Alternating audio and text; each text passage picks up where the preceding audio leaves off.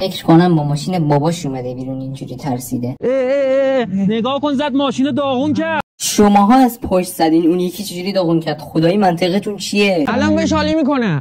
مرتی که من نمیبینی کوری مگه؟ بیا پایین. داداش من نزدم، شما اپوی زدید ولی بازم شرمنده. چه اونا زده باشن چه تو زده باشی تقصیر توه، چون سنت زیر سن قانونیه. چرت پرت نگو، بیا پایین ببینه. داداش بیام پایین بد میشه. والا قیافت که به شر و دعوا نمیخوره. الان میخوای چیکار؟ چی؟ بیای پایین بد میشه. بیا پایین ببینم. داداش بی خیال شو، شر نکن، شرمندم میشینا. تا سه میشونم. بیا پایین ببینم. من چجوری شرمنده کنی؟ یه پاتو آوردی بیرون یه پاتو کردی تو ماشین که مثلا اونا رو شرمنده کنی. خیلی زرنگی. داداش ببخشید من خیلی صدامو بردم بالا، شرمنده‌ام.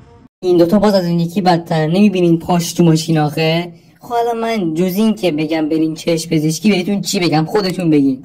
اگه میخوای این بنده خدا از دست اینا راحت منو سابسکرایب کن.